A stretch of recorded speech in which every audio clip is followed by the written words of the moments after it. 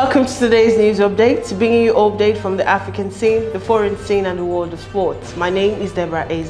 Starting off in the Republic of Congo, the teachers in DRC went on strike at the start of October to protest against several issues, including salaries and the retirement age. Despite the National Teacher Union's decision calling on teachers to suspend the strike, state teachers in public schools in North Kivu province are pressing ahead with the strike to express their displeasure over merged salary. Another meeting is scheduled for 8th November when new orientations may be taken in relation to the teacher strike movement. And in Chad's main rebel group said they are willing to participate in the national dialogue under certain conditions after meetings in Doha and Paris with the committee in charge of preparing the event.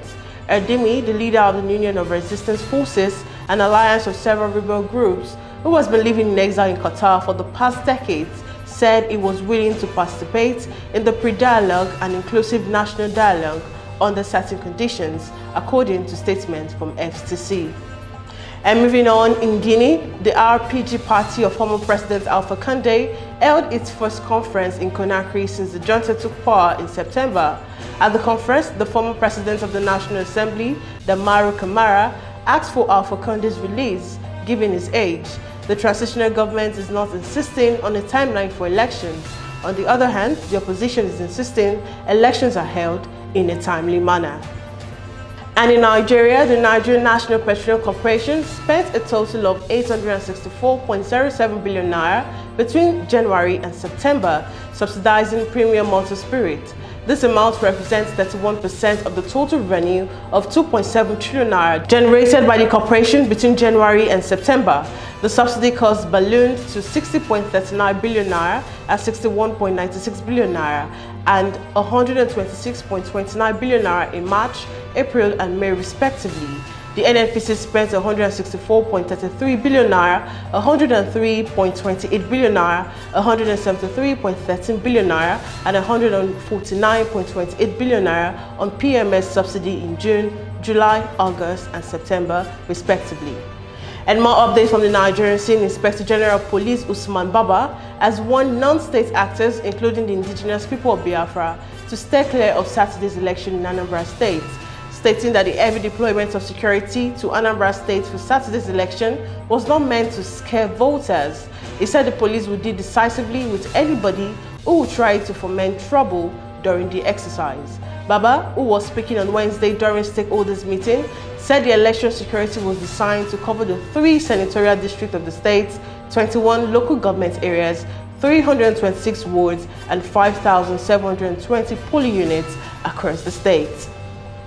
And still in Nigeria, with 2 attacks in Federal Capital Territory FCT Abuja, in the space of 24 hours, there is tension following security reports of a planned strike by bandits and terrorists in the nation's capital. Despite the strict security measures mounted in the capital, the unknown gunmen attacked the lecturer of the University of Abuja on Wednesday morning, a day after some staff of the university were abducted.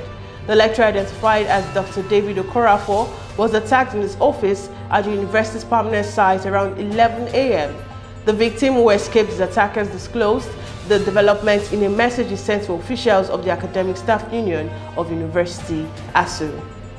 And away from the African scene onto the foreign scene, the U.S. Embassy in Ethiopia has authorized the voluntary departure of non-emergency government staff and family members because of armed conflict. The decision came after the United States said on Wednesday it was gravely concerned about the escalating violence and expansion of hostilities, repeating a call for a halt to military operatives in favor of ceasefire talk. And moving on, Israeli Parliament approved the 2021 national budget on Thursday, with Prime Minister Naftali Bennett's government meeting a deadline for its passage and averting the threat of a new election. Parliament continued its overnight session and will hold a separate vote for the 2022 budget.